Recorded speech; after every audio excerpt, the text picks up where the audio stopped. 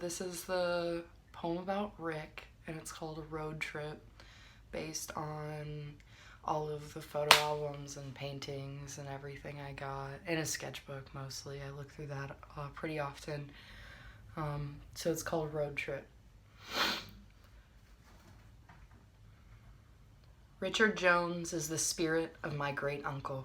We call him Rick. He ended his own life before my 4th trip around the sun. Rick held me as a wriggling baby and left when I lost my first tooth.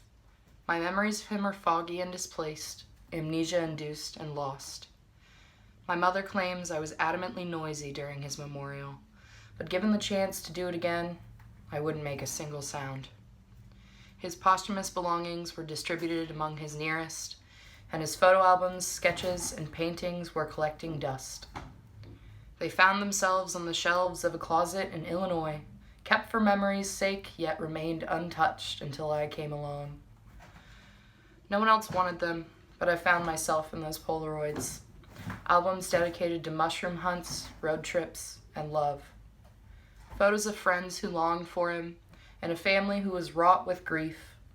A photo of a friendly road trip makes my synapses twitch with familiarity.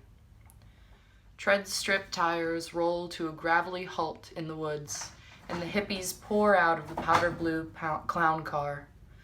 Dirt-caked fingernails scramble for bursting rucksacks with busting clasps that release a hodgepodge of paraphernalia. Rick sets to work, rolling a finger-width spliff in the front.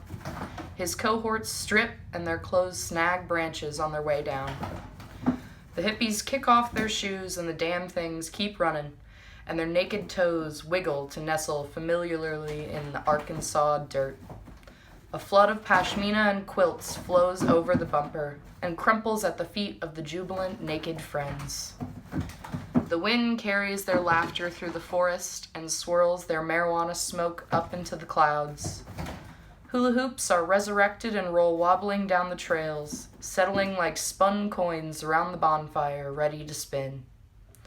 Tents and sleeping bags unpack themselves in a flurry, and they somersault away until they stake themselves in the dirt.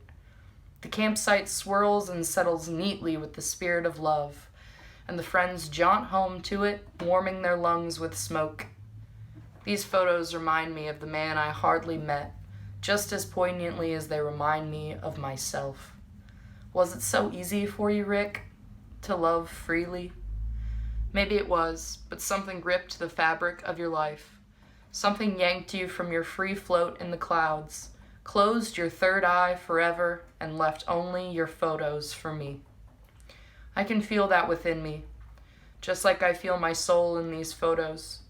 And I want to thank you, with all of myself, for warning me.